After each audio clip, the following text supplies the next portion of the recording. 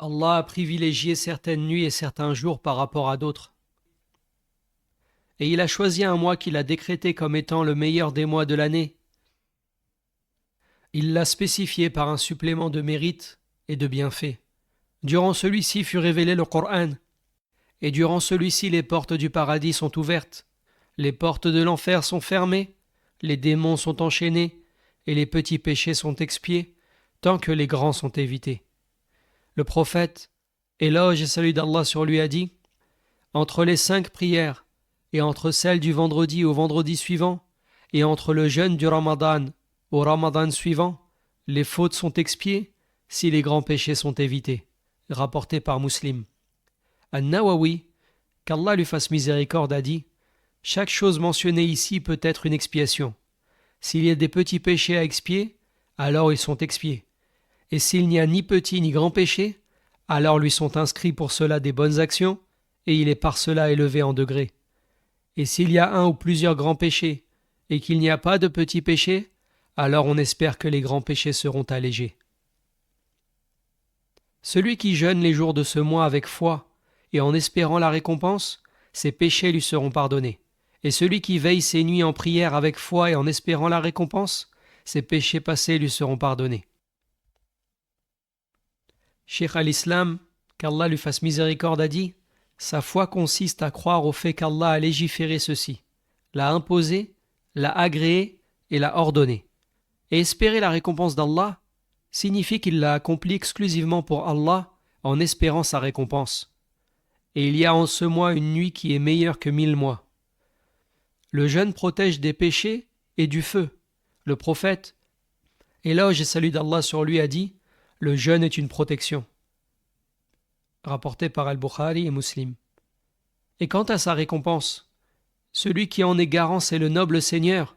Le prophète, éloge et salut d'Allah sur lui, a dit: chaque œuvre du fils d'Adam est pour lui, sauf le jeûne, celui-ci est pour moi, et je me charge de sa rétribution. Rapporté par Al-Bukhari et Muslim.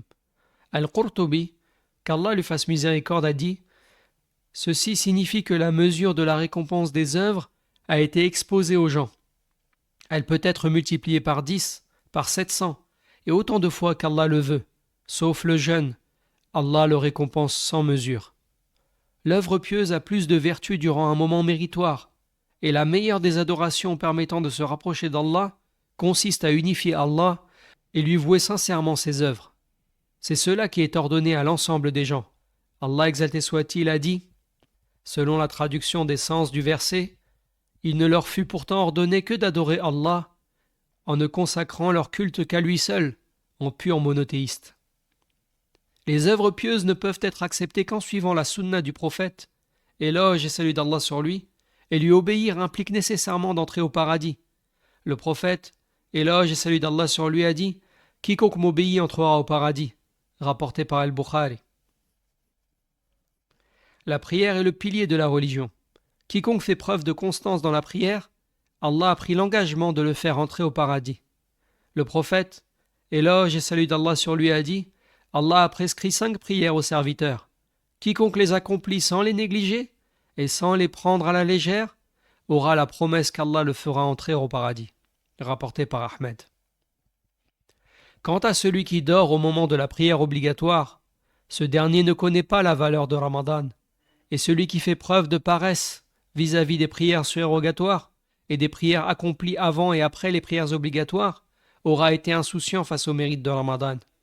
Allah a fait faveur à cette communauté par le noble Coran. En effet, Allah exalté soit-il a dit, selon la traduction des sens du verset: Allah a certainement comblé les croyants de ses faveurs en suscitant l'un des leurs comme messager, chargé de leur réciter ces versets. Sa récitation permet d'augmenter la foi, et ces versets ont fait pleurer les plus grands.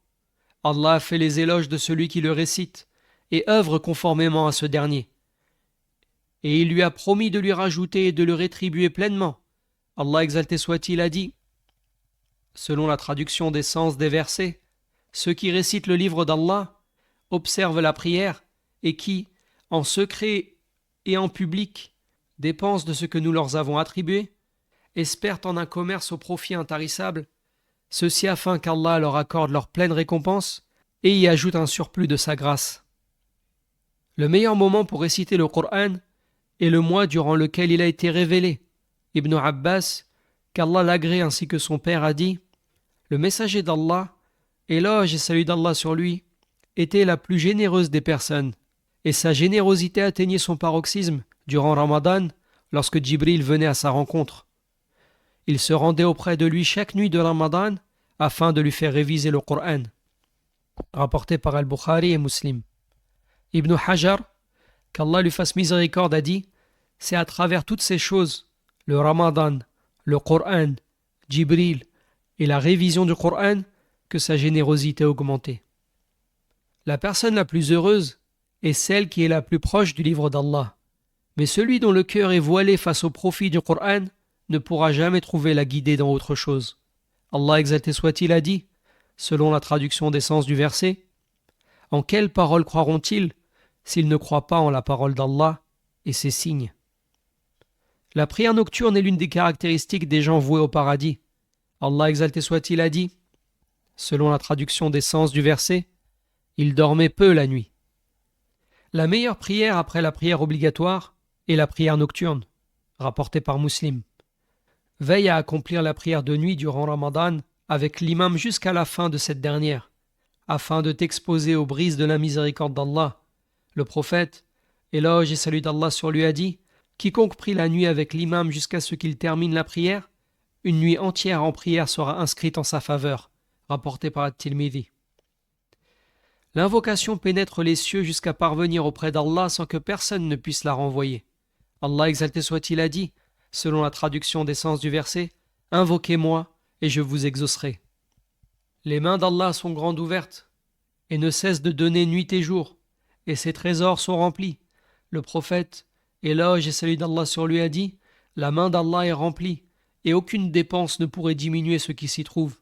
Il ne cesse de donner à tout instant, du jour et de la nuit. » Rapporté par Al-Bukhari et Muslim. Demande donc aux généreux ce que bon te semble, parmi les biens de ce bas monde et de l'au-delà, comme le droit chemin, une descendance vertueuse, le bonheur, le succès, une subsistance licite et l'entrée au paradis. Invoque ton Seigneur pour toute chose que tu espères, et tu verras ta demande se réaliser par la permission d'Allah. Allah exalté soit-il a dit, selon la traduction des sens du verset, « J'exauce l'invocation de celui qui m'invoque sincèrement. » L'aumône est un signe évident de la foi, et la meilleure aumône est celle versée durant le Ramadan. Dépenser de ses biens est meilleur pour l'individu. Allah exalté soit-il a dit, selon la traduction des sens du verset, « Dépensez, cela sera meilleur pour vous. » Les anges invoquent chaque nuit en faveur de celui qui dépense, afin qu'il trouve compensation face à ce qu'il a dépensé.